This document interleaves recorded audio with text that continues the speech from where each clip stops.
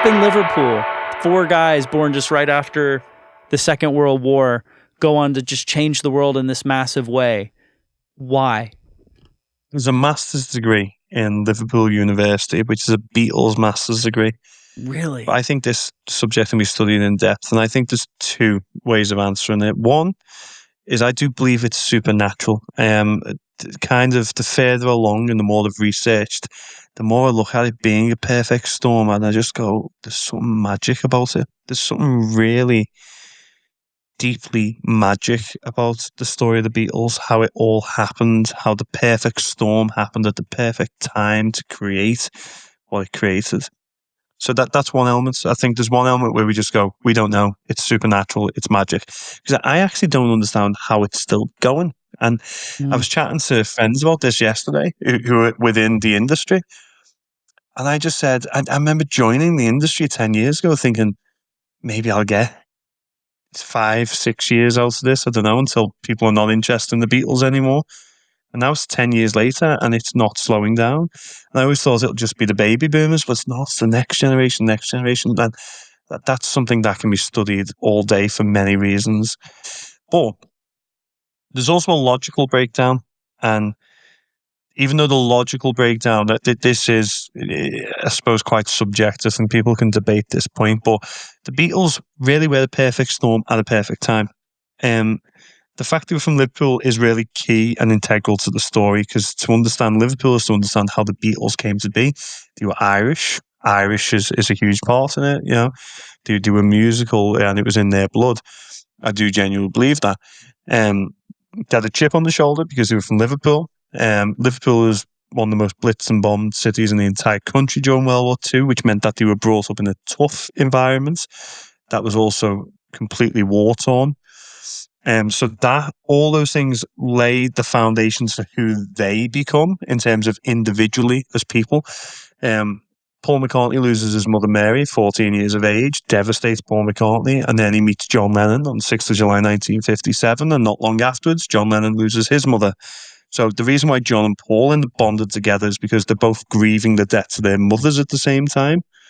George Harrison has a very good nuclear family, but he's always trying to chase the lads because he's 2.5 years older, younger. Yeah, so he's always got to chase the lads and prove himself. And then Ringo comes in at the last minute. Ringo was pretty much the most successful musician out of all 4 of them up until Beatlemania, because he'd already had so much success within Rory Storm and the Hurricanes. So Ringo comes in, cocky. He already knows he's good. While the rest of the Beatles, they're already brothers and they've been bonded over so many different things. Hamburg makes them an incredible outfit of musicians. And then they start writing their own songs because they're part of a music scene in Liverpool where they know if they write their own material, then no one's going to copy them. So there's logical reasons as to how you get to the point of them becoming the Beatles. Then you have Brian Epstein. Brian Epstein was a genius and underrated as a genius. He wasn't a manager. He was someone who just really wanted the best for the lads. The fact that he was homosexual probably played a huge part in the story as well. You know, there were so many logical reasons how you get all the way up until 1962. Then you have JFK getting assassinated, and the whole of the United States is grieving the death of JFK. And then a few months later, the Beatles burst on the scene, reintroducing rock and roll that had been suppressed for 5 years beforehand. And when the Beatles burst onto the scene, it coincides perfectly with a new wave of technology. And so the Beatles managed to ride this perfect wave of technology and mass exposure and television overtaking radio for viewership and listenership. And the most important wave is the fact, I believe, they are from Liverpool, which means that naturally they have a chip on the shoulder and they don't really give a shit. Like blasé and nonchalant, or however in Liverpool we say not arsed. And I think that plays a huge part in the story. Wait, the Beatles, explain that word. Not arsed. So they didn't get, like the Beatles, the second they got off at the airport, well, now JFK airport, they have microphones thrown in the face, and there's a great clip of John Lennon with a reporter, and this reporter throws a microphone in John's face. It's within a day or two of him arriving in the States, He throws a mic in his face, and there's a temporary moment beforehand while they're getting ready with the camera, and the reporter goes, "What's your name?" And John looks at him and goes, "Eric." And also gives John the mic and goes, "Eric, how do you feel about being in the United States?" And John just looks and goes, "Your name's John." And he's taking the piss out of this reporter. And the reporter goes, "John, you're live in front of 15 million American viewers." And John just looks and goes, "Looks like one man to me." And if you think about John's attitude in this little clip, it doesn't shout to me, "That's John Lennon." It shouts to me, "He's from Liverpool." Like the whole attitude he has is the exact same as so many people from Liverpool I've met. So they were a product of their upbringings, they were a product of their environment, and they were definitely beneficiaries of a perfect storm happening simultaneously at the same time as they burst on the scene. And their talent alongside that is just second to none. But equally, when we consider the Beatles' talent, how many other great musicians have had their talent suppressed out of fear, out of judgment, out of the music industry, out of lack of exposure? The Beatles benefited from not being asked, technology, exposure, and really good quality songwriting. But John still released Revolution Number 9. You know, Ringo was still singing Yellow Submarine or Octopus's Garden, which are not all-time classics, but everyone knows them. And there was a lot of things that Paul McCartney wrote that aren't necessarily the best, you know? When you consider the Beatles were just happy to throw it out there and see what stuck, you know? And it just so happens that we get further down the line and go, wow, they're so amazing because they were on that level. But I do believe it's a perfect storm. There is a logical breakdown and people can logically break it down to a much higher and a more academic perspective. But if aliens were to come down, that might be how I'd try and explain it in some sort of way. There was recently an article in the Mirror all about you and your history as being a Beatles tour guide and about George Harrison's home, which you are a part owner in. And I'd like to hear the story. I mean, let's rewind just back to how the hell did you get in the Beatles industry? I wasn't brought up on the Beatles. Yeah, and many Beatles fans is kind of, oh yeah, my dad loved the Beatles. My grandparents got me into the Beatles. My parents didn't care, you know, about the Beatles. My dad is a church pastor, so he's an evangelical church pastor. He's a minister. And I was brought up strict evangelical, going to church. And, you know, I'd listen to all sorts of music, of course I would, but the Beatles were never on our radar. You know, we were from Liverpool. It was kind of like, oh yeah, the Beatles are from Liverpool, but it was never a big thing that was forced down my throat. I think I was 20. I was driving in the car and it was either on the radio or some compilation album that I've never been able to find ever since. But all I know is I was in the car and Dear Yoko started playing, which is a John Lennon solo song that it's normally overlooked because Oh Yoko is also a John Lennon song, but Dear Yoko, it's like dead upbeat. It's yeah. And I listened to it and I went, I've never listened to much John Lennon solo stuff. And it just sprung into me. I've never listened to much of his solo stuff. And I think if it was any other John Lennon solo song, it probably wouldn't have gripped me, but it was the fact it was about Yoko. And I knew that Yoko wasn't well liked. And I was like, why? It kind of prompted me interest in it, not only in the music, but in the story, which is key, really, to everything with me. And I remember going home, blowing up my laptop and getting every John Lennon solo song available.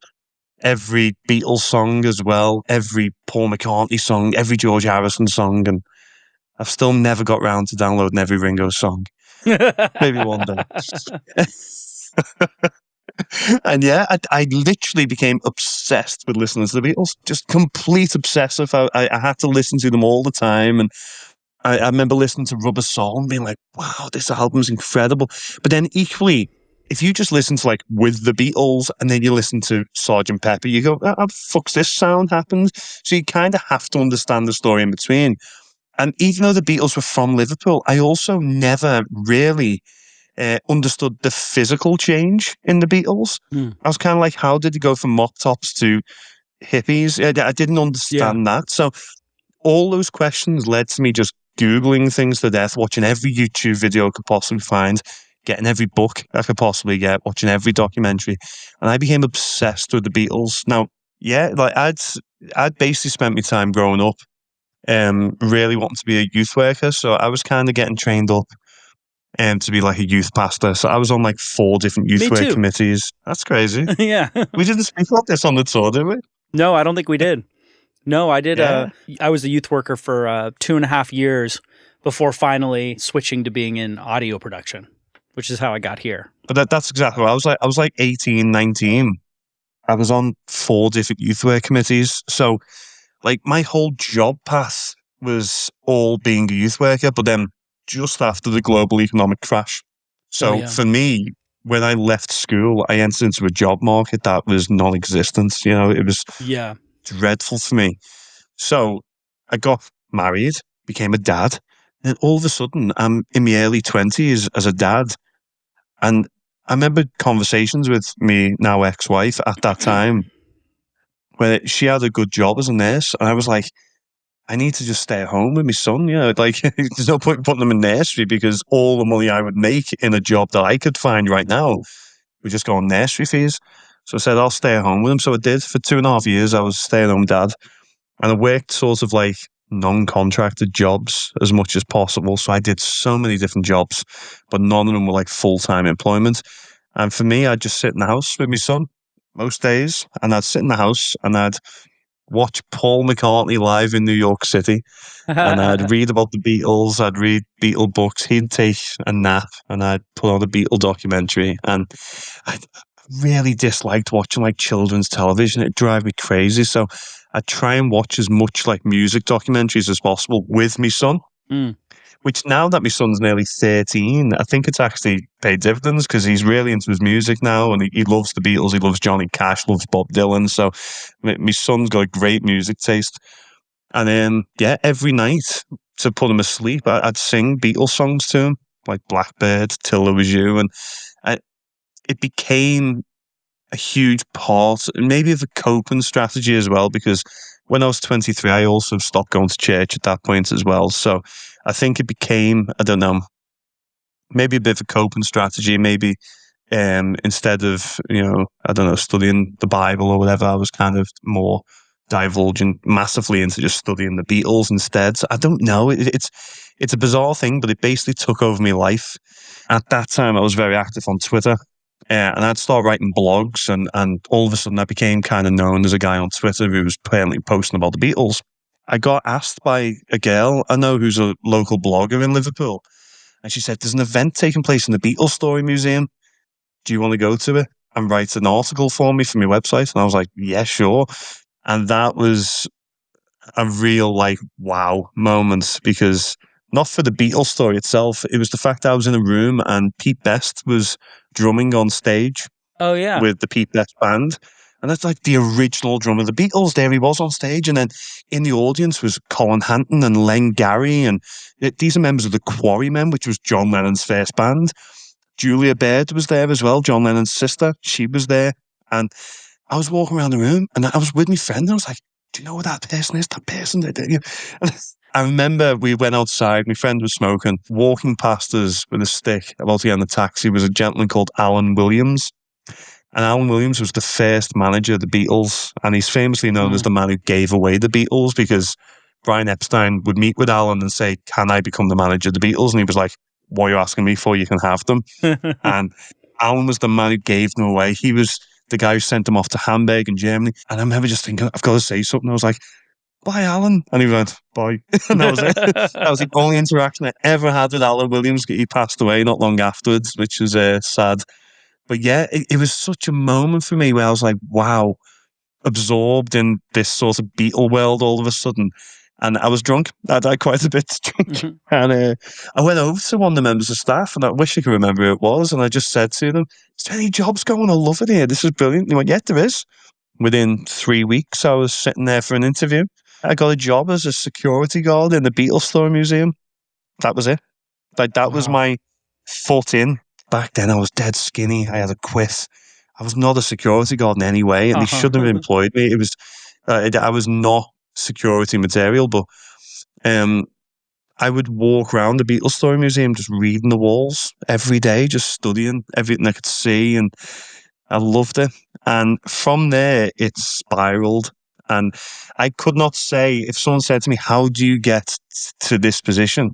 It was all by blind chance, complete blind chance. Within a year, I was asked to become head of marketing for the open top tour buses in Liverpool. And I was sat down with the owner and he just said, "You're a big fan of the Beatles. Why don't you design me a Beatles tour?" And I was like, I was 26, 27. I was like, fuck it, go on. Designed a Beatles tour. It really shook up things at that point because the only major Beatles tour at that point, like mainstream Beatles tour, was the Magical Mystery Tour. And it really shook up the industry. And then the Cavern asked me to go and work for them. The Cavern owned the Magical Mystery Tour, so I started guiding on the Magical Mystery Tour. I became marketing executive for the Cavern. By 2019, I was doing tours of the Cavern Club itself, which means I'm the only person in the Cavern's entire history to do regular scheduled tours of the Cavern Club, which is really quite cool. After the pandemic, I stopped working as marketing executive. I became the manager, or marketing manager of the Magical Mystery Tour itself. I only done that for about 6 months. I stepped down, set up my own tour company, and then last December, was asked to become co-owner of George Harrison's childhood home. So everything's kind of spiraled over the years to the point where doors have just opened and I've walked through them. But the proudest thing for me is I've gone years as a tour guide and I've never had a single complaint about a tour I've had, apart from one in 2017 when it just started. But I've done incredibly well to tour guide to what I estimate now is probably close to 100,000 people at least. And Wow. I guarantee that they'll be happy with the tour with me, which is probably quite brave. But yeah, that's it. That, believe it or not, is me trying to condense my entire Beatles CV down. I'm sure. Talk to me about the George Harrison house. So how did that come to be? I think it is the coolest thing in the world that is a bookable Airbnb. That was something we discovered quite by accident. And I'm like, he's one of 4 members of the Beatles. 2 of their old houses are on the tour and they're fucking hard to book. Or at least they can't be booked last minute. We tried. We're like, oh, let's go do a tour at John Lennon's house. And they're like, this is booked through the government. And like, I don't know how many months in advance it must be booked, but we couldn't just do it. So you just had to see him from the outside. We didn't get to go inside Paul McCartney or John Lennon's house, but we got to literally stay into George Harrison's house all to ourselves. I wrote a song on the piano in the living room where they used to practice the night after I saw Oasis. So I'm like, the song has some magic. Wow. And I'm like, that as an experience blows going and visiting Paul's house out of the water, in my opinion. And so how did that come to be? Did somebody just go, well, Dale likes the Beatles, you want to buy this house? Or basically 3.5 years ago, maybe 4 years ago now, a gentleman called Ken Lambert bought the house. Now you'd be surprised to find this out, but to buy a house in Liverpool is really quite cheap. But not very expensive. Liverpool is known sort of nationally in the UK as being reasonably cheap to buy houses. Things have started to skyrocket, especially since the pandemic. Ken bought the house for what I remember was about £160,000. And that's the house you stayed in. Yeah. Now, when he bought that house, I mean, the average value of the other houses in that street were probably about 120, 130,000. So it wasn't at a massive premium to buy George Harrison's childhood home, which for me is absolutely crazy, because when you consider the National Trust, as you rightly say, they own Paul and John's houses. And John's house was not a musical house. It's just a house that John Lennon lived in with his Aunt Mimi. I say just, he actually spent most of his entire life in there when you actually consider it. But there's no music attached to it. John wrote a few songs, but not many. Paul McCartney's house is by far the most important house in the history of modern music. Because Paul McCartney, 45 minutes into the Peter Jackson documentary, says he wrote hundreds of songs inside his old childhood home. It was a Beatles rehearsal space because John couldn't practice in his house. He'd go to Paul's house. But George's house is also a Beatles rehearsal space. And this is something that we're really digging into, is the fact that Paul obviously knew George just slightly before he introduced George to John. So Paul was going around to George's house quite often, and they'd play music together inside the house. There's loads of quotes about George's mum saying that about Paul. It's such a special house in the history of the Beatles and the Quarrymen and the whole story. Because when Paul first meets George, it's actually getting the bus from that area of Liverpool in which he lives. The first time George auditioned for the Quarrymen was on the top deck of the number 86 bus when driving from his house in Speke. So all of it is so connected to the story, and it's really important. And Ken knew that. So Ken, a few years ago, was a big Beatles fan. The house went up for auction, and he put in a bid, thinking he'd never get it, and he got the house.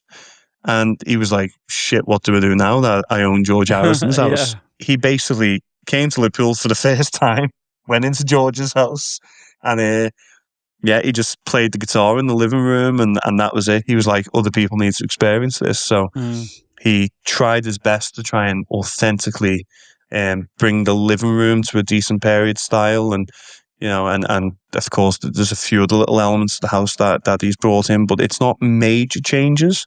But it was enough to make the house a good Airbnb that people can actually stay in. And also to give it that feel that, when you sat on the couch, you sat on the couch that looks like the couch that George had at that time. The wallpaper's the same, He contacted me, just called me randomly one day, and he just said, Dale, of course, you know plenty of people in Liverpool. He said, if I was to consider selling George's house, who do you reckon might be interested? We had many different conversations over time, and it just became quite obvious. The solution was obviously not to sell it, because he's done such a great job at the house. The solution was to have someone local who could kind of keep an eye on the house and everything. And at first, I went from being someone who was considering fully buying the house, but I didn't have anywhere near the money to do so. I'd also just bought my first house earlier on in 2024, so I had no money to do it.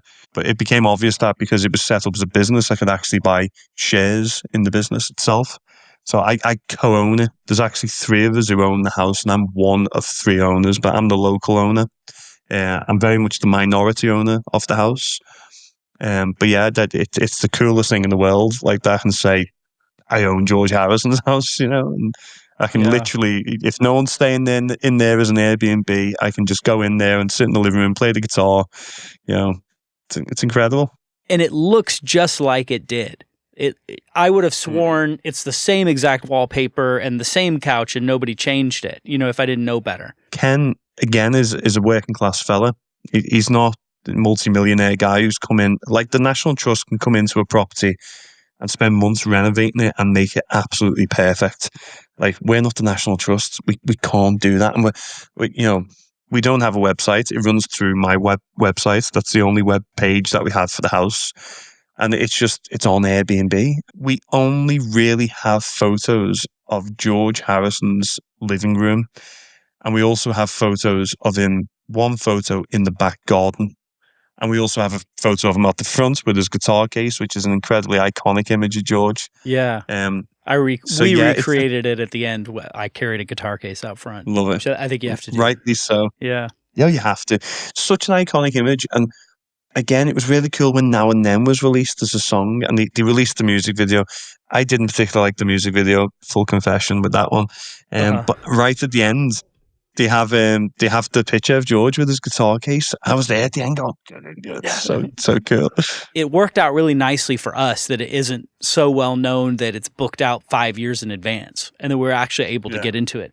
And we felt like the luckiest people in Liverpool that week, that we had that we were staying there. Nobody else was staying in a Beatles house, while we were there. It's the only Beatles house that you can stay in as well. And that's something I'm incredibly proud to be part of, because the National Trust, just so you know, they are a charity in this country. They receive a massive amount of government funding, and they look after castles in this country. They look after like old manor houses. I recently climbed England's highest mountain, like literally just the other day, Scafell Pike, and at the base of the mountain, it's a National Trust centre.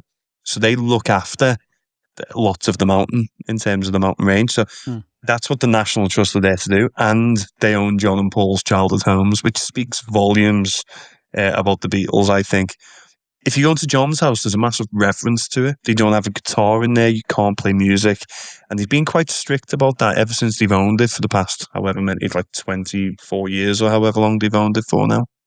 So no one can really play music in John's house. In Paul's house, it's very much the same. However, they do have a piano in the living room, and everyone always touches the keys. That's standard. So And they've also got guitar in there now that everyone signs, which is quite cool. But George's house is the only house that you can stay in, and you also have the freedom in it as well. Exactly. So it's really nice just to be able to sit in that living room on your own and play music, and in your case, write music, Yeah. I also finished a mix for a band. There's a band I work with called Dawson Hollow, and they had a mix that needed to be finished. And I was like, I'm going to finish it tonight in George Harrison's childhood home.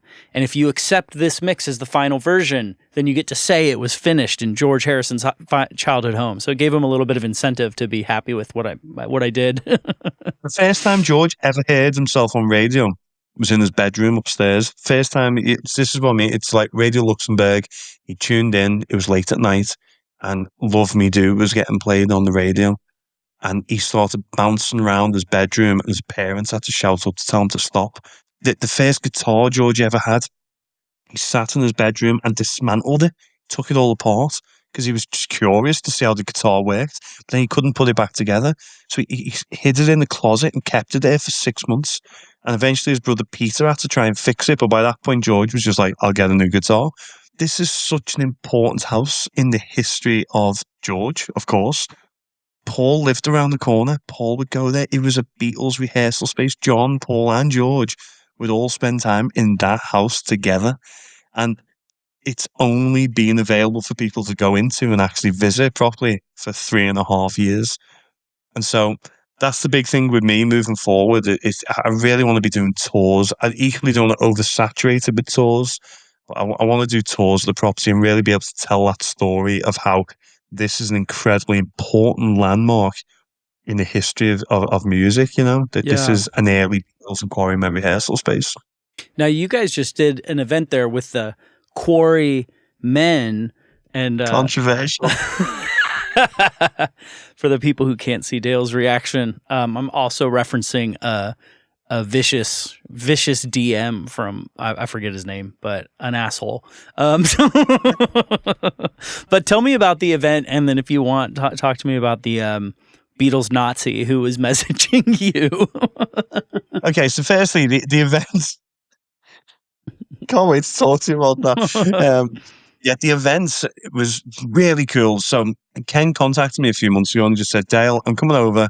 How about we do an event in the house? We put on this event. We had a great band called the Paperback Writers. I've known Mark for years. Mark Kenny's the lead singer of the band, and he's a very good musician.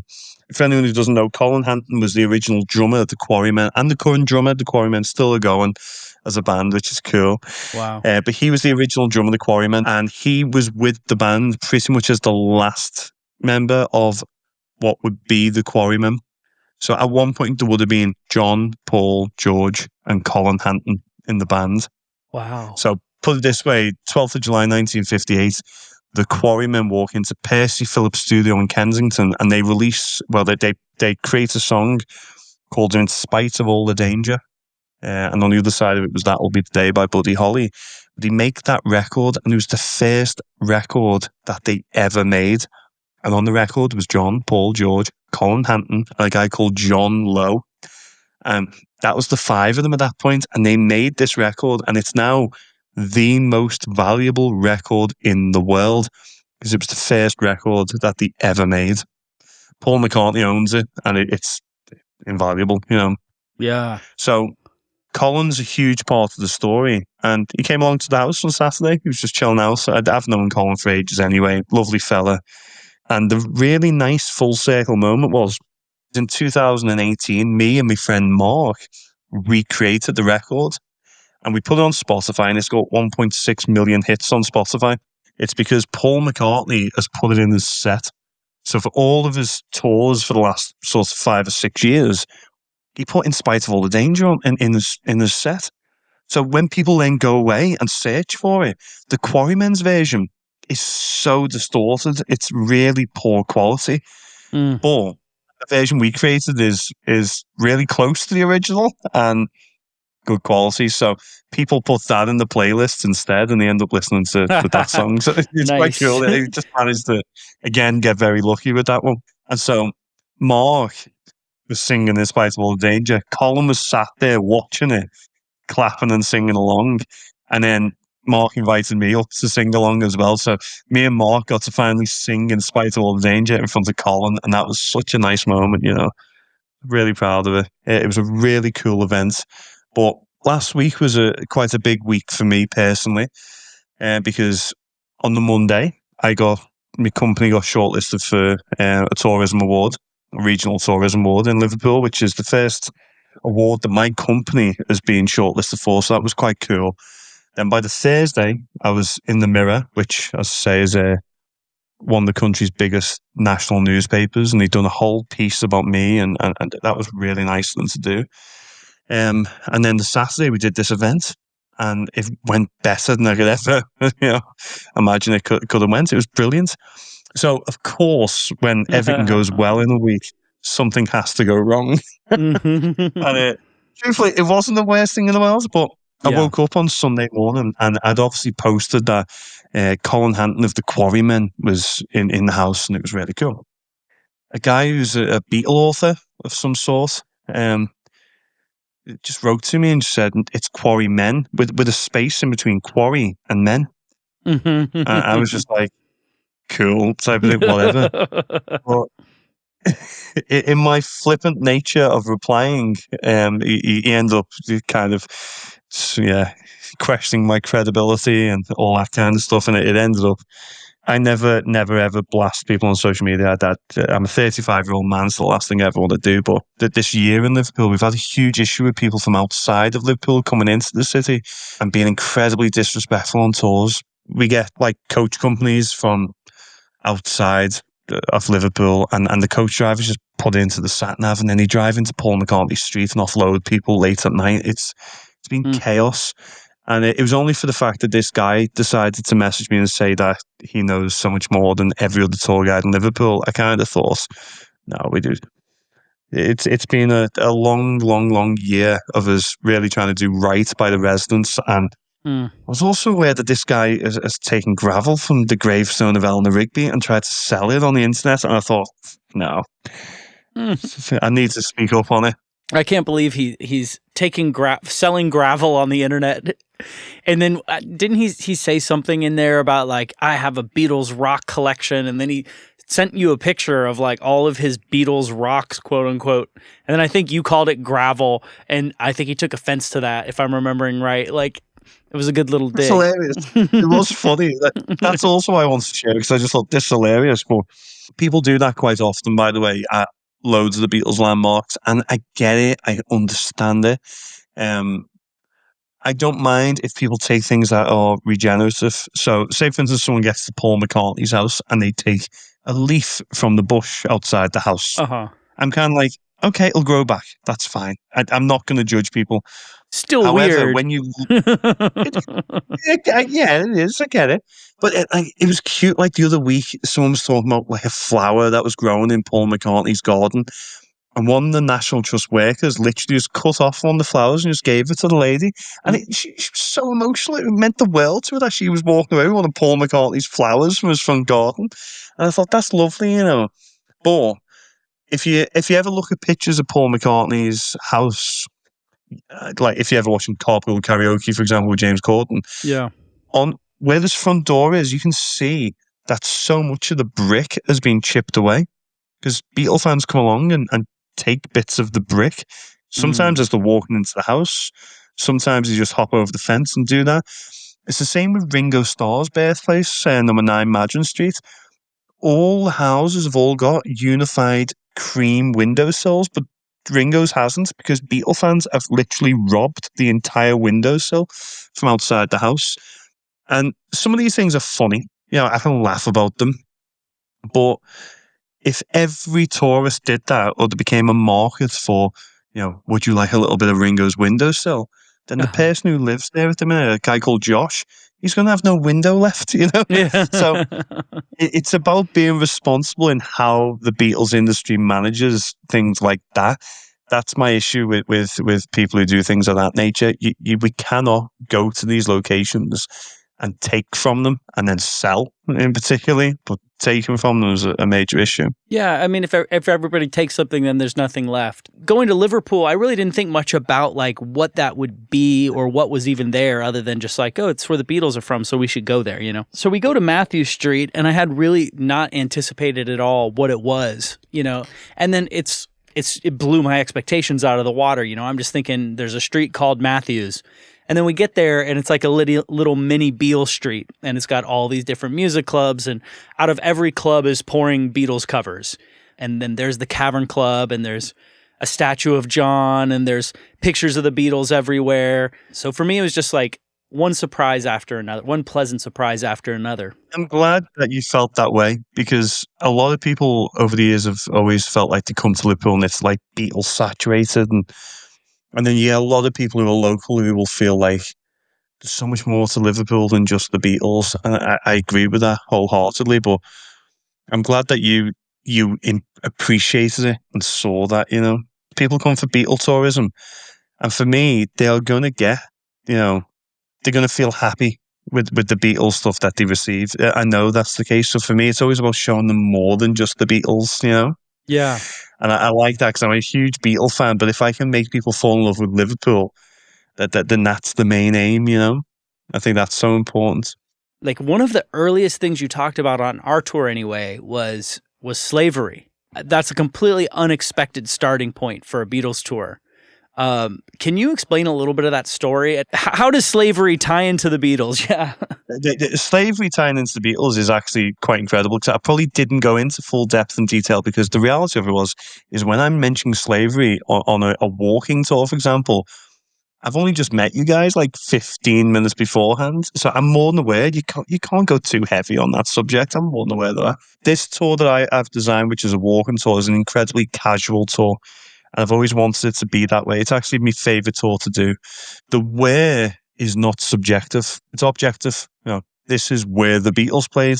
It's like, here you go, here's a poster, here's facts. That's completely objective truth. The what it is also quite objective. So the why isn't. The why is subjective. It's all subjective. And for me, I think that's the most important question to ask during the tour. Like most tours I do will be mainly objective truth. I'll have to be telling people the what and the where. The tour I wanted to do is I'm sitting there having a drink with you guys in the pub. Yeah. The why is the most important question for opening up discussion. I'd like to ask the question, why did the Beatles end up the Beatles? Why was John Lennon the way he was? You know, why is Paul McCartney the greatest songwriter ever? Like I tell people on tour buses, for example, that Let It Be was about Paul's mother, Mary, because it's true. But if you understand that Paul was singing something directly about his mother, Mary, it changes the why of the song. You can listen to the song, you know what it's about, you'd even find out where he wrote it, but to understand why he wrote it is the powerful part of it, you know? To go to the whole issue of slavery, I want you to understand why Liverpool is the way it is as a city, why the people are the way in which they are as a people, but also one of the great objective truths of it. Ships left Liverpool, went to Africa, from Africa to the Americas, from the Americas back to Liverpool. Quite often that triangle just kept on going. Over 1.5 million of the 3 million enslaved Africans that were transported across the Atlantic were on ships that came from Liverpool. And when they were getting transported on those ships, what we now know is quite often they were singing, quite often to keep the rhythm of the ships.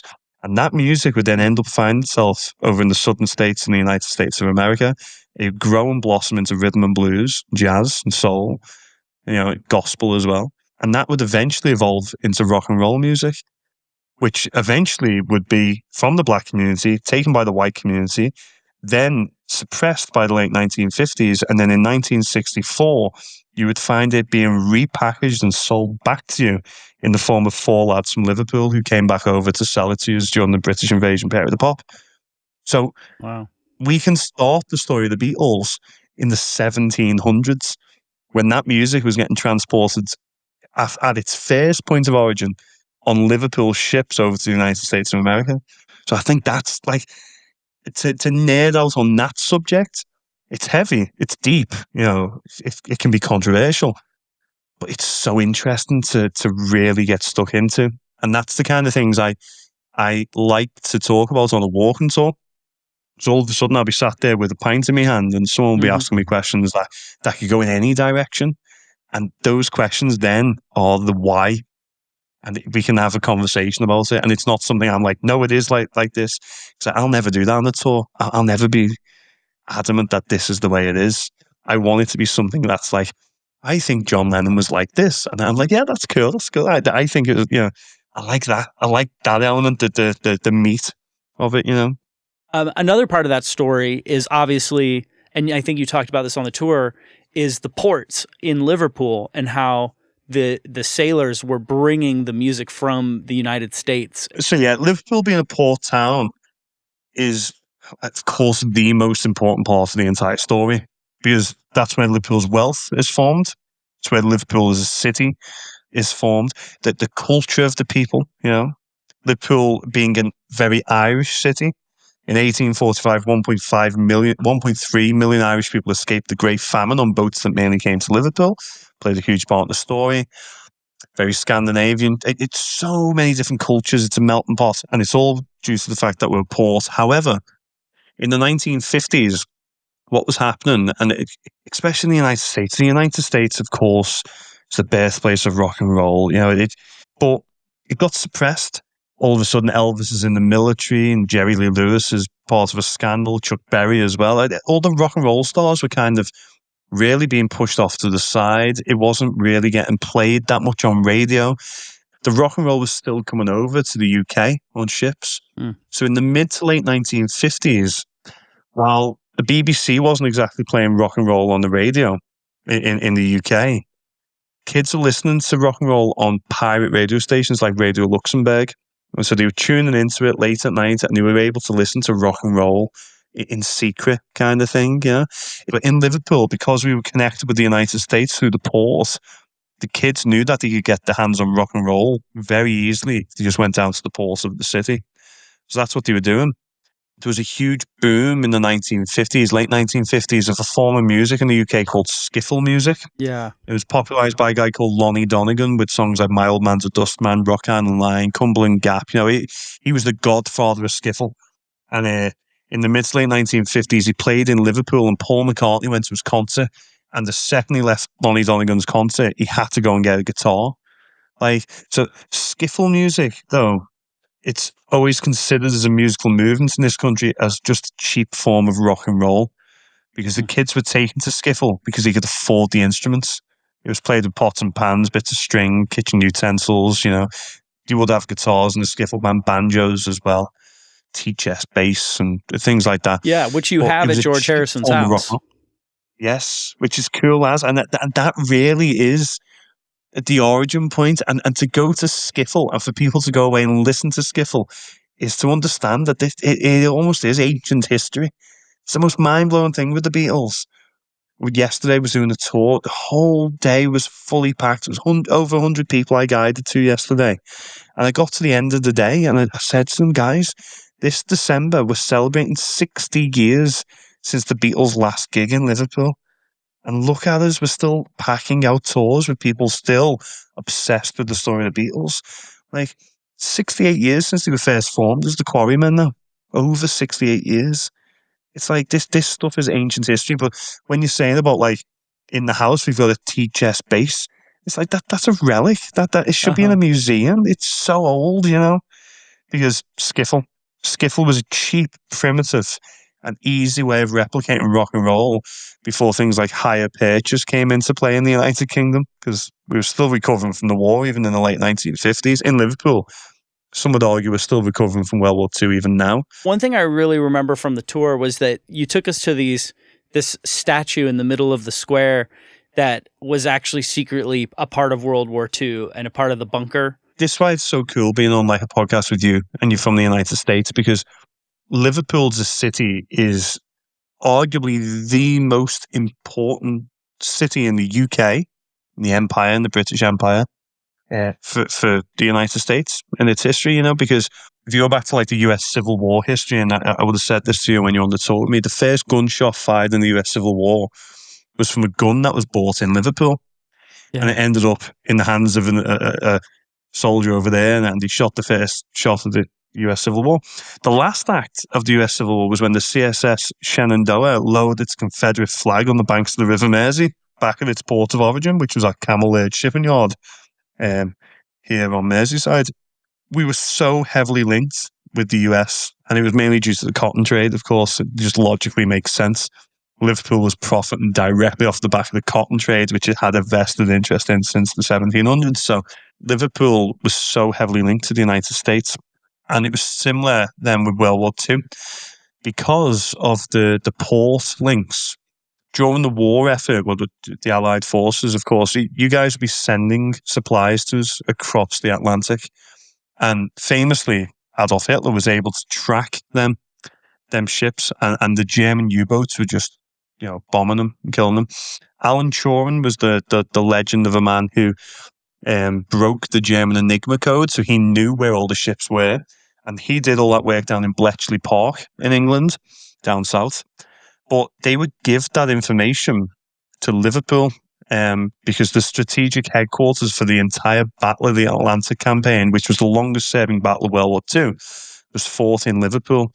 So when you were talking just then about the ventilation shaft, that there's a statue in Liverpool, and no one even knew it was a ventilation shaft because there was always a 50-year statute of limitations after the war ended, so people couldn't know it. It was like the official secrets, We've got huge amounts of underground bunkers from World War II in our city, which are now museums, which is really, really cool as well. But Liverpool is so strongly linked with the United States of America throughout our history.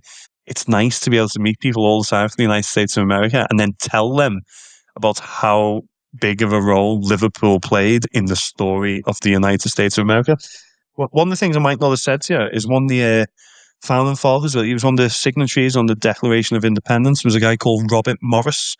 And Robert Morris was from Liverpool, and he was literally on the Declaration of Independence. He was one of the signatories of it, and he was from Liverpool. So that's quite cool. I love that. And then I remember we passed the office from the Titanic was in Liverpool. Yes, certainly was. So the Titanic was a Liverpool registered ship. If you ever go back and watch the film, as it's sinking at the end, sorry, by the way, if that was a spoiler for anyone listening who didn't know. Sorry. Yeah, as it was sinking, they zoom in on the back of the ship as it's going down. It says Titanic Liverpool, and it's such like a big scene in the film. And it's just Liverpool plastered across the screen. It wasn't built in Liverpool, it was built in Belfast, and it set sail from Southampton, but it was a Liverpool registered ship. It was registered in Albion House on the Strand, James Street, here in Liverpool, number 30 James Street. The band who famously went down playing on board the Titanic, all from Liverpool. Many of the crew members were from Liverpool. So yeah, there's lots of Titanic history in Liverpool. There's multiple different memorials to the Titanic as well in the city. It's so bizarre. It's cool. The city's got so much history, and it's such a small city as well, Liverpool. That's why it's the best city in the world to do a tour of. I genuinely believe that, Wasn't it at one point the capital of England? Am I making that up? No, the people of Liverpool would believe it is, but, but no, it's never been the capital. But at many different points in Liverpool's history, the amount of money that Liverpool made for the entire British Empire would be even more than London was making. So it really is a cool city. So we had two really nice experiences in Liverpool. One was with you, and the other was with a family that actually was here in my studio. They came for the tour I do. I told them, I was like, I want to try to get tickets to see Oasis, and if I do, we will come to Liverpool. And they were like, oh, we'll show you around. We'll give you a proper Scouse time. We'll take you to Matthew Street. They were the ones who introduced me to Scouse, which they kept saying Scouse, and I was like, I have no idea what these people are saying. And I'm like, is that like your accent? Is it like Liverpool? Like, what is Scouse? And they tried to explain it to me.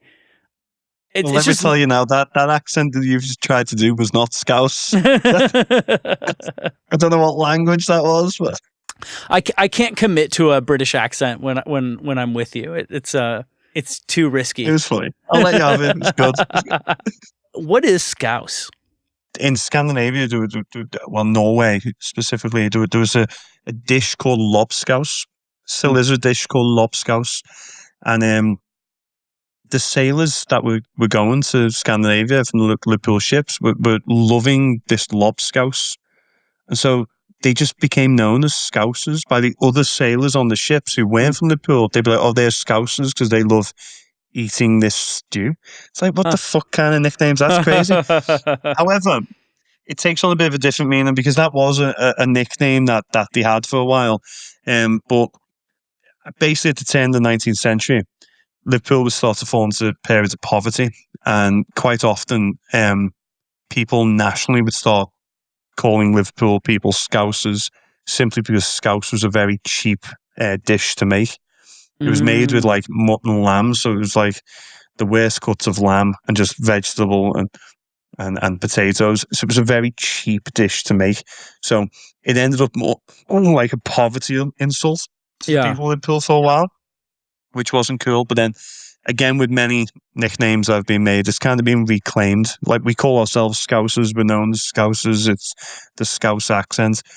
And for people outside of the country, it's never insulting. If you guys said, "Oh, Scousers," we'd be completely fine. If people from down south in England say "you Scousers," the tone of it completely changes. So it's an interesting one. Most people from Liverpool are happy to say it. It's a fine word. It's no problem at all. But people from down south can quite often use it as a bit of an insult. So it is an interesting one. Tell me about your time in LA and seeing Oasis and the whole thing. Saying it's the best concert I've ever been to is an understatement. I think it was the best weekend, best day of my life, potentially. It was so amazing. Just really the whole story behind it, I suppose. I'll tell you the full story. I haven't posted this online or anything because it kind of sounds a bit grim to talk about. But I obviously, here in Liverpool, we have International Beatle Week that takes place every year. It's the world's biggest Beatle festival. We have Beatle bands from all around the world who come and they play in all the stages of the Cavern and they play in all the venues, and it's really cool.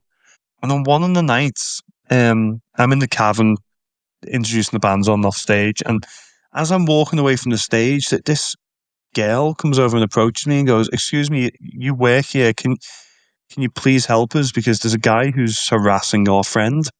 Anyway, I told the security, and the security instantly dealt with it. They just grabbed the guy, took him out the place. They asked a couple of questions, but that was it. It was dealt with very quick, which is credit to the Cavern Club security, the great fellas.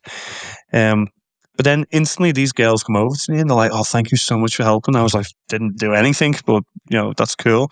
But throughout the course of the night then, every time I passed this group of girls, they were chatting away to me and they offered to get me a drink. And a very long story short, they followed me afterwards on Instagram a week later. And during Beatle Week, it's crazy to say, like, I never sing Beatles songs. I occasionally get up on stage at the Cavern and I don't play Beatles songs because it's cliche, because I make a living talking about the Beatles, so I don't do it.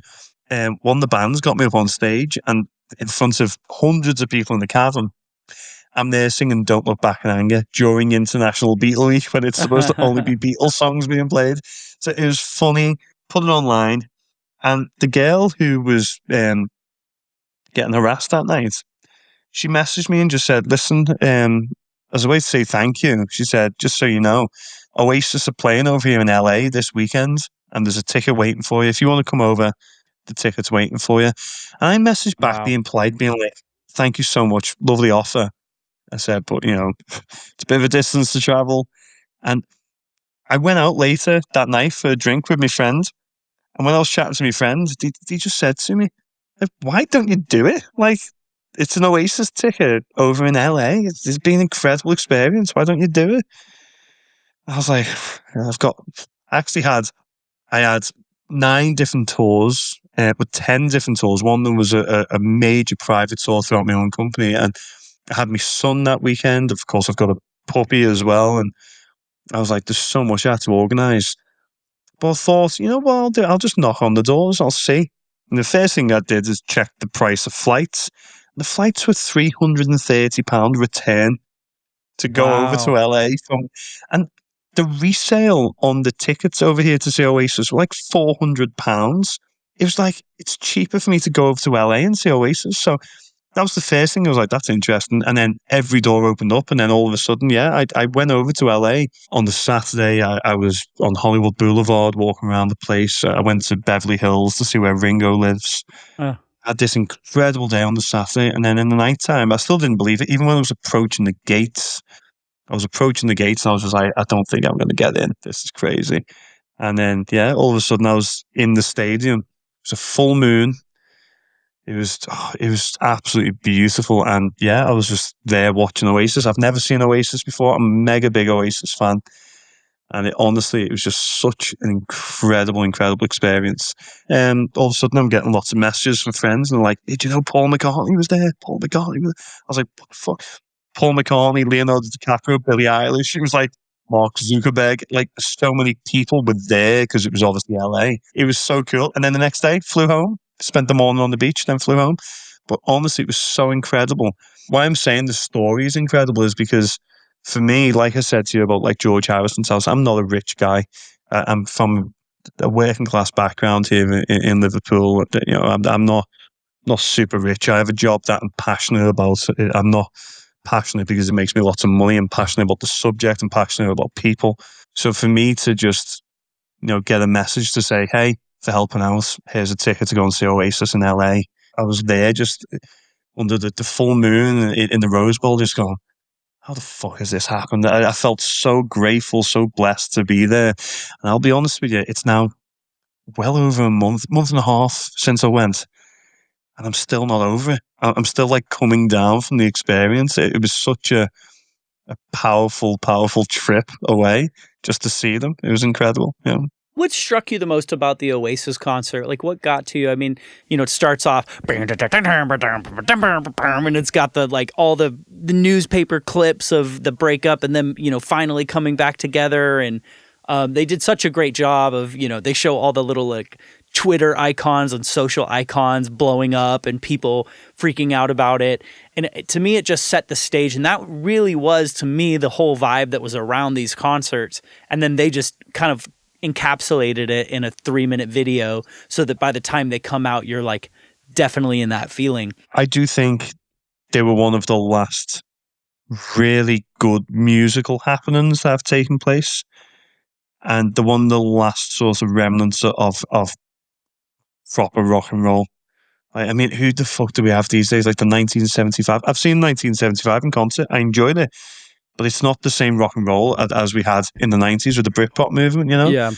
It just all doesn't feel the same. And Oasis coming back has brought back this nostalgia of a musical movement.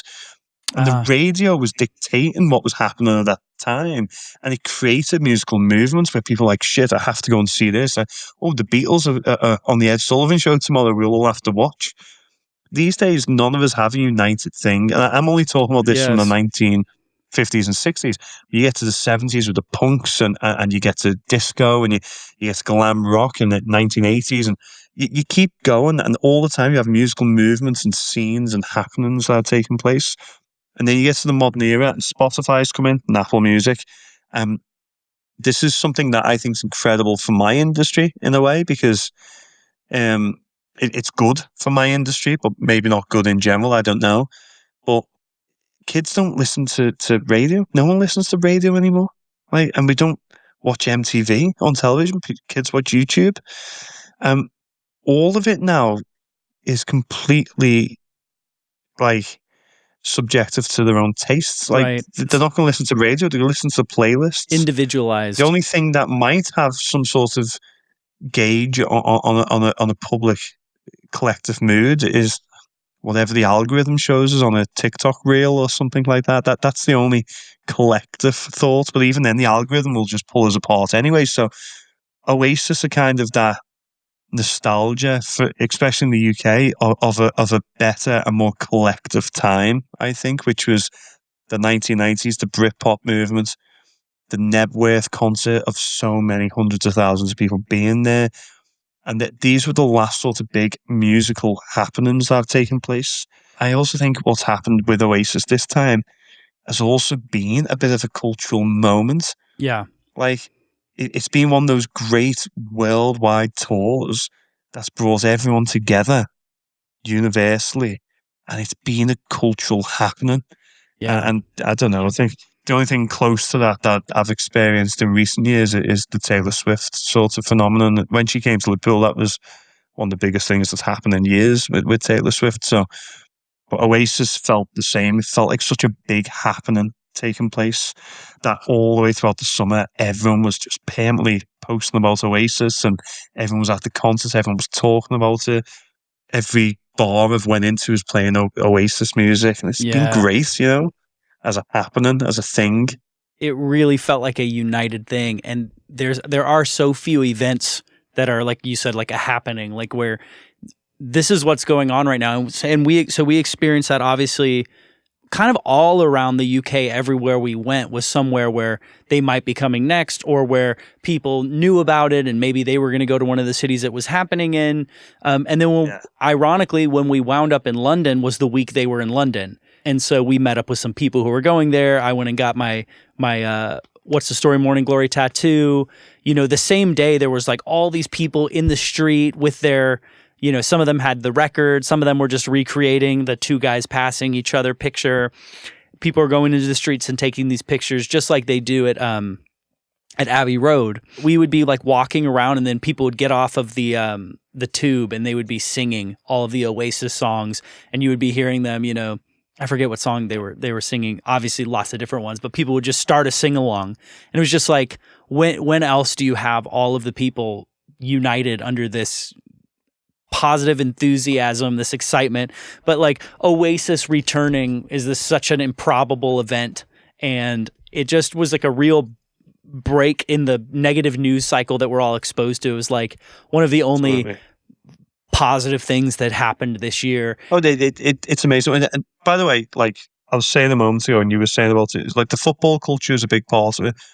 Like, I'll be honest, that concert in LA was amazing, but I know it would have been different in the UK. Like, I remember standing there in the Rose Bowl, and they started playing like Slide Away, a song I love, and as they did, the guy in front went, "Fucking play Wonderwall," and I felt like hitting him. I was like raging. So in LA, it was a flat crowd. Like, you might know, because of course you've been to the Heaton Park gig. When they play cigarettes and alcohol, everyone does the Posnum. So he gets everyone to turn around. It's cigarettes and alcohol. It's not rock and roll star. Anyway, yeah, it's cigarettes and alcohol. So bad. I've got. Yeah, we met a random British kid in the crowd, and he showed us what to do. He's like, "Here, come turn around," and we're like, "What's going on?" I was the only dickhead in the entire stand. Turned around, and just the whole audience were looking at me, and I was the only person bouncing on my own. And it was like there was like little pockets of like 2 or 3 people elsewhere that I could see, and I was just like, whatever. Well, it doesn't help that Liam's accent is very hard for our ears to understand. So he's just like, "All right, little people, don't really you all know that over here, but everyone turn around." Like, did nobody turned around in LA? No one. It was like fucking dead. It was crazy. But you're right, because before he did that, he'd done this rant. He spoke for ages, and everyone around me was just looking, going, "But what's he saying? We can't understand him." And that was hilarious to me, because I can understand every word he was saying, because he's only from Manchester, which is 30 miles down the road from him. So that was funny in and of itself. It was just the culture element was so funny. But football defines UK culture, and it has done since the 1980s in this country. Like, Liverpool's quite disliked as a city ever since the 1980s. And Liverpool football fans and Everton football fans, it ended up a bit of a culture clash, especially with the southern clubs. We were very successful in the 80s. Loads of cities started to hate us. But then Manchester United were incredibly successful as a football club between the 90s and the noughties. And then the manager, Alex Ferguson, left. And then since then, Manchester City have ended up really incredible as a football team. And Oasis and Manchester City supporters. And that plays a huge part, because on every single gig that they have a cardboard cutout of Pep Guardiola, who's the Manchester City manager. And everyone in the US doesn't understand that whatsoever. I didn't know.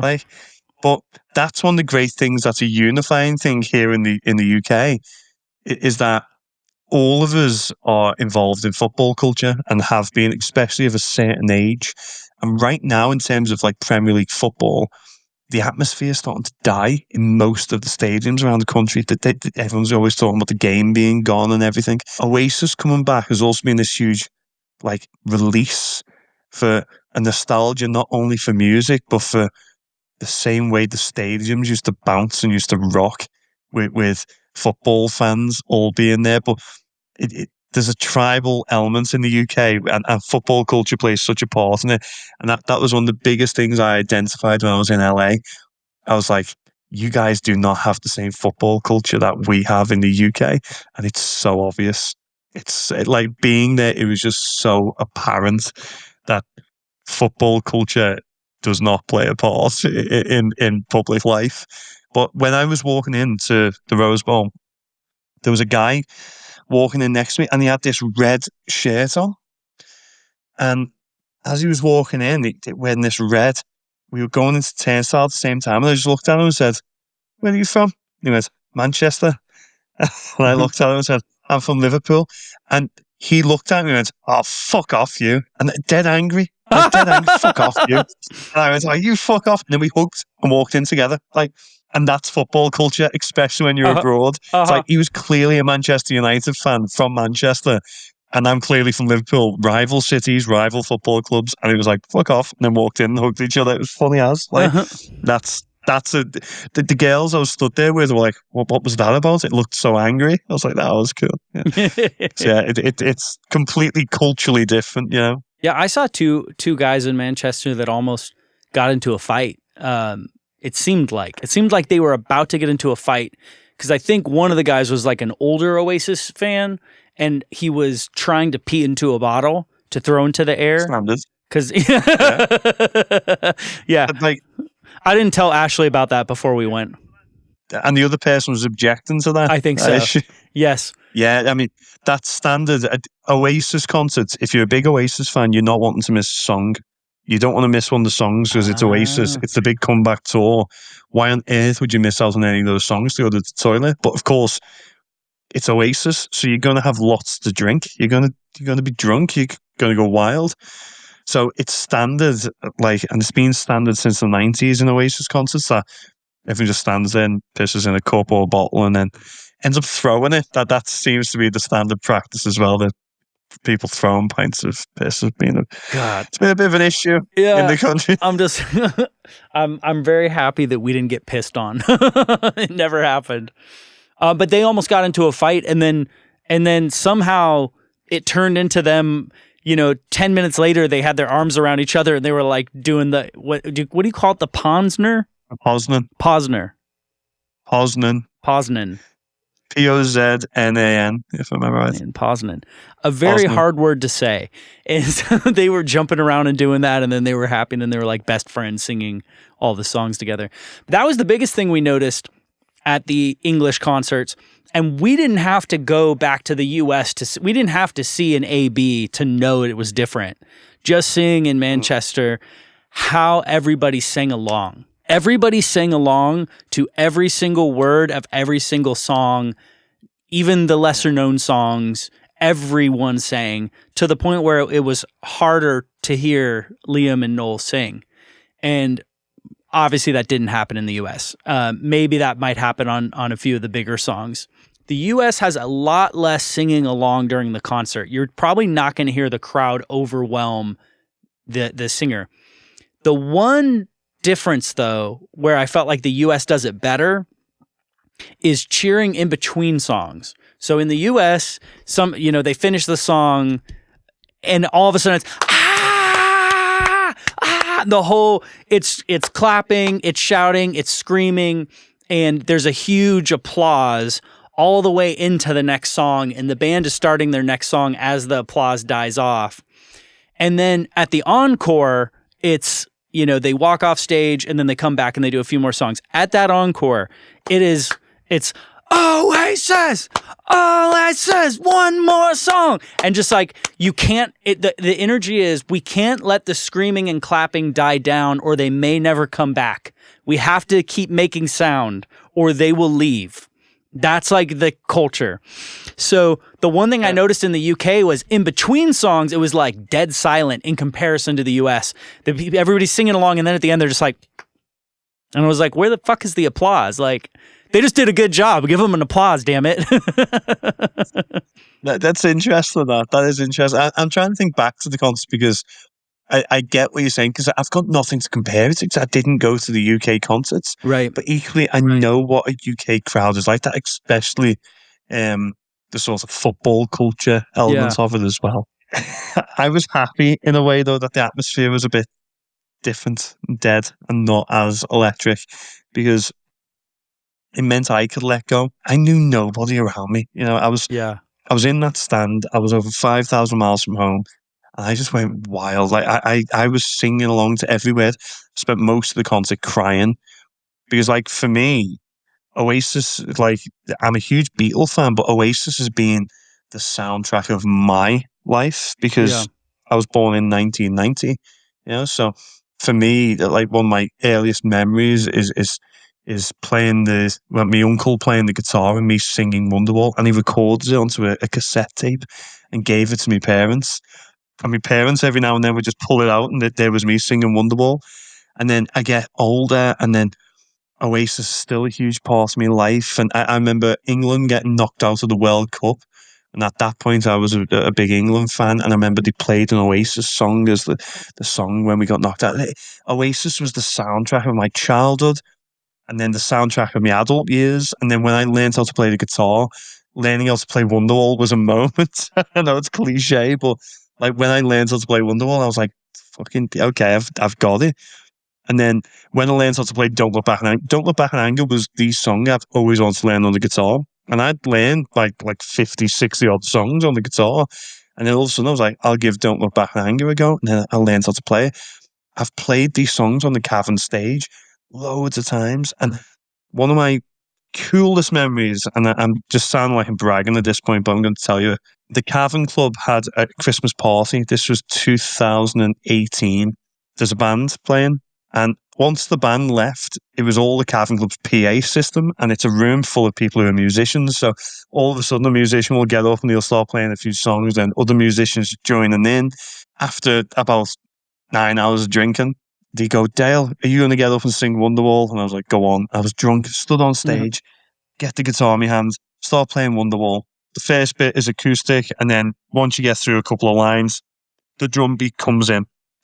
And when the drum beat came in, when I was stood on this stage and I had my friend Paul, my mate Clark next to me, the drum beat came in, and there was a lad playing the cajon behind us. It wasn't a full drum kit, it was just a cajon. And when I turned and looked, it was Chris Sharrock, who is the last drummer of Oasis. He was the final drummer of Oasis before they split. And Chris Sharrock was playing the drums behind me while I'm playing Wonderwall. And I remember instantly sobering up going, shit, I'm playing Wonderwall with the drummer of Oasis right now. How the fuck has this happened?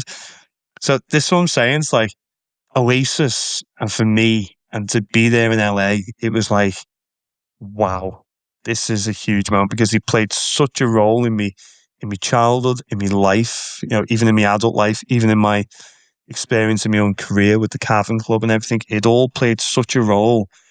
And all of a sudden, stood there in LA under full moon, fireworks at the end, just stood there going, don't know how it gets any better than this. It's like crazy, My most amazing concert experience ever was Oasis in Manchester, but it is now Paul McCartney. So I just saw Paul McCartney last week. The second he walks out, I knew this was going to be true before he even got there. I could not believe that he was like a real person. I've seen him in, documentaries my whole life, seen him in pictures, but it's like the Beatles are a black and white band.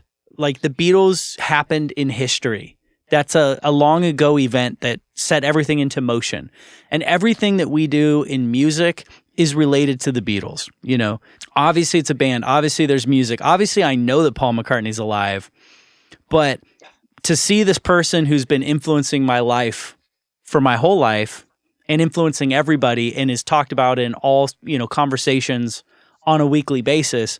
And then all of a sudden he's a real human that's walking across the stage and is talking to us in the crowd.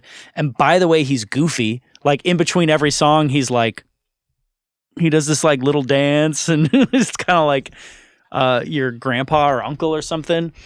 Paul McCartney could have walked onto the stage and just stood there and kind of waved at us, and we would have been like, oh my God. You know what I mean? But then he's singing these songs that have been in the background of everything forever. First song out was Help, and like I'm already emotional. You know, by the end, like as we were getting to Let It Be, like I started thinking about, I'm like, oh, I'm going to cry during Let It Be. And of course I did. Like I had multiple teary moments at different songs of that. I didn't cry at Oasis. I'm not a huge like cry at music person anyway, so that may just be me. Like I had so much fun at Oasis, so much joy. I loved the energy, and I had some emotional Solomon. Like, I mean, it was emotionally impactful listening to "Don't Look Back in Anger," and that song means a lot to me. And I felt I felt emotional weight and gravity to it. But Paul McCartney made me cry, just like to see him sing "Let It Be." It almost felt like getting something back that's lost to time. Like I never thought that I would get to hear him sing those songs. You know, like that's people of the past that got that. So have you seen Paul McCartney live before? I would assume you have. The first major concert I ever went to was, again, before I joined the Beatles industry, it was about 2013, 2014, and it was Paul McCartney. And as I say, at this point, I'm like a stay-at-home dad, obsessed with the Beatles, and Paul McCartney's coming to town, and me and my ex-wife went to see him, and it was amazing. It was incredible. And I remember thinking, wow, he's a Beatle, and odds are he won't be around for much longer, and I'll never get to see him again. I'm going to share with you a collection of stories, and in the middle of them is probably, I mean, Oasis is maybe the best concert I've ever been to. The best gig I've ever been to is Paul McCartney. And this is a small, intimate gig. 150 people in the room. Wow. But to get to this gig, I'll tell you a couple of other stories first. In 2018, Paul McCartney recorded a carpool karaoke episode with James Corden. It was very famous. It was one of the most watched YouTube videos of 2018. It was huge. And by the way, it changed the market in Liverpool. That like ever since we've seen a younger demographic of Beatle fans who are more interested in seeing the locations. It was actually an incredibly powerful thing that carpool karaoke happened, and it's became a major talking point for every tour I've ever done since. Wow! But on the day, I was working. I was doing tours. I was on the Magical Mystery Tour that day. The day starts, and I get a text on my phone. I'm in a guide alert group chat, and one of the tour guides sent in a picture of Paul McCartney stood next to the Beatles statues with James Corden stood next to him. So instantly, everyone's just like, he's doing carpool karaoke. He's going to be driving around town. Everyone keep an eye out for Paul McCartney. Let us know where he is. I'm driving on the tour, get to Penny Lane, and a guy on a bike rides past and goes, "You've just missed Paul McCartney." I was like, great. Just missed Paul McCartney on Penny Lane. Get back on the bus. And I tell the tourists, I'm like, just so you know, guys, Paul McCartney's in town. No one believes me. All the credibility of the tour is shot because no one's believing a word I'm saying. Get to his house. He wasn't there. So that's that. Finish the tour. I go on my second tour of the day. And at this point, I'm already getting updates as to where he's since been seen. And he's still not been to his childhood home. Off we go on the tour. I tell people again, Paul's in town, you won't believe it, blah, blah, blah. The day before this carpool karaoke episode, there was a lovely guy called Maciek who was on my tour, who's from Poland, and he was a Polish musician. I think he was a music producer as well.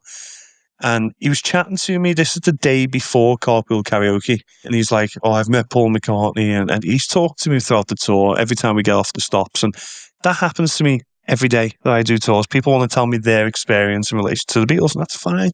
But then the next day, it's carpool karaoke. Everything's wild. And I get off at the bus stop at the top end of Paul McCartney's Old Street. Who's sat there but this Polish guy called Maciek? I go, "Hello, mate." I say, "Are you doing the National Trust tour?" And he stands up and he walks down the street with me. I've got all the guests following in behind. And he's walking along with me. Then we stand outside the house and he looks at me and goes, "Dale, I want to let you know, Paul McCartney's coming back to the house in 20 minutes. And I looked at the guy and went, "Yeah, sure he is, mate. Ha ha ha." Didn't believe a word he said. So why should I? Didn't know the guy. I try and delay it. I'm stood outside the house for so long, telling every story I can possibly think of. And in the end, I'm like, fuck, I'm going to have to go back to the bus. And then going back, and Matt looks at me, you're not staying? I went, gotta go, mate. The bus is timed, dead late already. Get back on the bus, drive away. 20 minutes later, Paul McCartney turned up to his childhood home, and I missed him by 20 minutes. The next tour came along, and when they look out of the bedroom window during Carpool Karaoke, all the people who were outside were off the Magical Mystery Tour, but that was the next tour. I was the one beforehand. Yeah. So I was devastated. Was what it was. When I got back and finished the tour, I messaged Matt Check because I had his business card, and he sent me a selfie of him stood outside the gate as Paul McCartney's coming out of it. I was like, it was a cool photo, and I was like, great, I missed him. But past the Philharmonic dining rooms, the pub that he plays the gig in, and it was obvious that he was going to play there. There was lighting rigs set up outside, hundreds of people outside of it. So I finished my tour, run straight up to the top of the street. And on my way, I met my friend called Connor, and we're both flying up to Hope Street to go and hopefully get into this gig to see Paul McCartney. And as we're walking up, we're just like, there's no chance. We're not going to get our hopes up. So in reality, we need to be ready. We're going to have to stand outside for ages waiting for them to come out. So let's get a few beers on the way. And I get to the Philharmonic pub, the Philharmonic dining rooms. And when I get there, my friend Clark and Paul, Paul's wife Mary, and Tony, who's Paul McCartney and the Cavern Club Beatles, they're stood outside at the door, just waiting. There's a fence there. They're stood at the door. So I go straight over to him. Oh, he's all right. He's waiting for Paul. Blah, blah. We're chatting away for a moment. And then all of a sudden, my friend Connor, he shouts over to me from the other side of the road, Dale, I've got the beer. Holds up a multi-pack of Foster's beer, the shittest lager in the world. So I look at my mates and go, Connor's got the ale in. I'll be back in a bit. I'm going to go get myself a drink. And I step out, cross the road, go to the other side, open me one can of Foster's, and I see the four friends I'd just been stood with getting dragged into the Carpool Karaoke gig. The producers came out and took the four of them in. They're in the video. They were in the room, Carpool Karaoke. I missed out because I was having a warm can of Foster's on the other side of the street. And I'll be honest with you, I waited around. I saw Paul McCartney come out. I'm in the background of Carpool Karaoke in the video. I was devastated. I then, for the next few weeks, was like so annoyed. I was like, I missed out on seeing Paul because I was having a warm can of Foster's. But I was also annoyed that he played the Philharmonic pub. I was like, why the fuck did he come to Liverpool and not play the Cavern? And I'd only just joined the Cavern as well at that point. And I was like, so excited the prospect that I might see Paul McCartney at the Cavern. About a month and a half later, I get called into the head office of the Cavern by Bill, who owns it. He sat me down and said, Dale, I want to let you know, Paul McCartney's playing the Cavern Club tomorrow. I went, what? He said, yeah, it's part of his Egypt Station album. It's part of the promotion for it. He said, I have to tell you because you work in the head office, so you're going to hear us talking about it today. He said, but unfortunately, you can't go to the gig. I'm like, Bill, he went, yeah. He said, so sorry, we're getting very limited tickets. We're not selling them, but for staff, we've only got 20 tickets, and they've got to be bar staff and everything like that. And you've only just joined. I was like, that's fine. He said, however, as a nice treat for you, Paul McCartney is playing in Lipa today, which is his old school.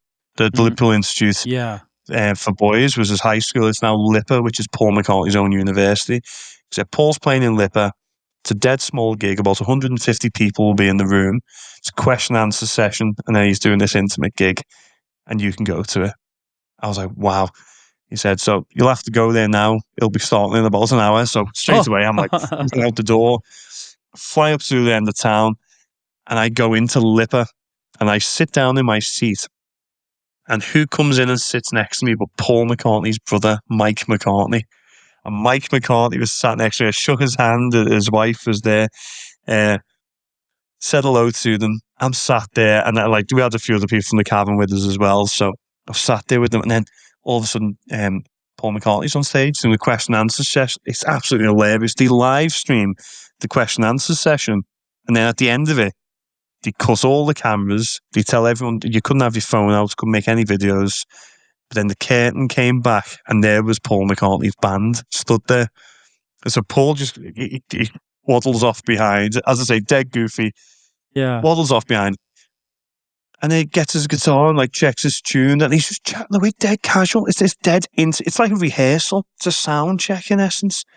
And he's like, oh, well, I think I'll play this song. And he goes into it. He plays like I've just seen a face. He plays. He was honestly, I just sat there going, how on earth was I a stay-at-home dad 3-4 years ago, and now I'm sat next to Paul McCartney's brother watching Paul in a room with 150 people in it, and it was amazing. And I was like, wow. And I walked out of that one. Of course, I got emotional during that gig, but I walked out and I was like, that was incredible. However, since you booked onto a walking tour with me, which is also a pub crawl tour, here's a little bit of an origin story. I started my pub crawl tour in 2018, and the second pub crawl tour that I ever did was that night, which was the Paul McCartney in Liverpool gig. And of course, I went back to the office for a little bit, but then went out to the pub to celebrate, had a few drinks, and then I had this pub crawl in the night time. And this pub crawl was amazing. It was a great tour. We had like 40 people on this tour. It was giant. And I'm telling everyone, I was in a room with Paul McCartney, say 150 people. Everyone was buzzing. I was buzzing. I got drunk. And at the end of the night, let's not forget, I was told, like, we have to tell you that Paul McCartney is playing the Cavern tomorrow, even though no one else was aware. It was a secret gig. I was aware of how I could get tickets. Basically, the Cavern Club weren't giving away the tickets, but people, the second they got wind that Paul was playing, people were flying in and queuing up outside the Cavern, and it was chaos. But I knew that the tickets were being given away at what was the Echo Arena on the waterfront. And I knew if I would have got there at 7 o'clock in the morning, I would have been first in queue to get tickets. And full disclosure, since it's many years after the event, I told a few friends, I did tell a few friends, I said, listen, make sure you're there, 7 o'clock in the morning, you'll get a ticket. And some of these friends, they were people who deserve to know that I certainly believe that. And for me, however, maybe I didn't deserve to go, because what I did is going the extra mile on every tour that I've ever done. I made sure that the guests I was with had the best possible night, and I was already on a high because I'd saw Paul McCartney that day. Yeah. So I ended up out with the guests till about 4 o'clock in the morning, completely drunk, in a place in Liverpool called Concert Square. And I got home and I thought, I'll set my alarm so I can get up and get those tickets. And I slept through my alarm. So the next day, Paul McCartney played the Cavern Club, a very intimate gig, 200 people in the room. Paul McCartney played In Spite of All the Danger, Magical Mystery. He played all of this extensive Beatles catalogue back in the Cavern Club. And I was hungover, laying in bed, and I didn't get to see Paul McCartney, even though I had the opportunity to see him playing in the Cavern Club on the Live Lounge stage. And I didn't see him because I was drinking warm beer in concert at 4 o'clock in the morning. So I've missed out on seeing Paul McCartney twice in what are legendary concerts because I was drinking really shit beer. Once, and the second was out of plastic glasses on Concert Square. So have I seen Paul McCartney? Yes, I have seen him. I've seen him now 3 times, but I did miss out on seeing him twice. Thought I'd tell you the whole stories to those ones. But it's quite funny, really, because I have got close to McCartney on multiple occasions, but yeah, I've missed out on seeing him because I've been drinking beer. Cheers. I think we should probably wrap up because it's super, super late where you are. But before we do, I don't even know how to formulate this question. But as you were talking earlier about the Beatles and the political tensions on your bus, and yet everybody's singing the songs, there's a part of me that's like, I don't think you said this, but I almost was wondering if you were going to say like, I believe the Beatles have stopped World War III from happening. Like you didn't say those words, right? That was like what I was imagining you were going to say. But like, think about it. Think about how much they've done to unite people and the world, and like before that time, was there ever a single musical artist that was like famous in all the world? And then they spread this message of peace and all these people were into it. Like, is there a chance that our world leaders at some point in time were on the verge of pushing the button, but for the Beatles? Like, if you could go back in time and just, the Beatles never existed, we would have a different world history, I think. I think it would be a different world. I don't know how it would be different, but it would be, because they've influenced us that much. And so it's more than bands and songs. It's more than a sum of its parts. So to wrap up, what do the Beatles mean to you? Wow. Okay, listen, I have two heads on me with this. I was a fan. Before I got into the industry, I was a fan. And I always remind myself of that. Like, and one of my best friends is like called Cal. And I used to go and watch him in the Cavern. It was 2013 or 14. And I'd go on a Monday because it was free to get in on Monday, Tuesday, and Wednesday before the Cavern now charge all the time for it. But I'd go in because it was free. And I'd watch Cal playing on stage and I'd be like, wow. And then I'd watch my mate Jay playing on stage. Wow. And now I'm friends with these guys and I work in the same industry as them. And me and Cal go fishing together. And I told him a few years ago, I said, you do know I was a fan of yours before I even started working for the Cavern, and we laugh about it. But I was a fan of the Beatles, and I sometimes go to the Cavern Club and I just go there on my own and I watch the music and say hello to the staff. Well, I'm not there working. I go there just so I can look at the place and surround myself with Beatle fans and remind myself that I am a fan first and foremost. It is really quite magic, the story of the Beatles. And when I got into the Beatles as well, I was going through a really tough time at that point, which I've found is the case for many big Beatle fans. The Beatles, much with lots of musicians as well, help them through tough moments, And I think that's important. So they've meant a lot to me on a personal level. But for me, I've got to consider I'm a professional. I make a living talking about the Beatles. And I do sometimes sit down and think to myself, what would John think about me making money off the back of the Beatles? He didn't like people making money off the back of the Beatles. He didn't like people. He'd describe it later on of everyone wants a piece of me. And I sometimes think about that. It's the nuance of I am a fan. That's why I'm in the industry, but I am also in the industry. Throughout the summer months, I'll listen to Yellow Submarine at least 3 times a day, every day. Wow. People would have to be crazy if they think I go home and put on Beatle albums after listening to the Beatles every single day. I can't do it. But I can listen to the Beatles solo albums and I do go down the paths with it. So the Beatles do mean a massive amount to me on a personal and deep level. And even if I wasn't in the industry, I'd still be a big Beatle fan and I'd still love the music. And my son would still be named Jude. And, but I'm a professional. I'm in the industry. And for me, the Beatles really mean connection above anything else.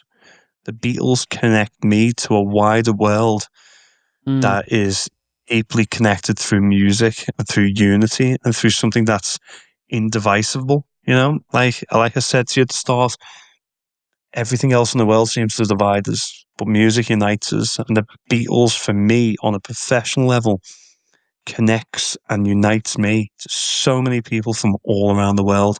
And I don't take that for granted. It actually feels to me like a huge responsibility because I've got to connect the Beatles to Liverpool, and the memories that I make with people on tours stick with them for life, hopefully. And it becomes part of their experience of my city and the music, which is the soundtrack to so many of our lives. Wow. Well, you couldn't have said it better, man. I'm just going to fade out over music, I think. So thank you very much.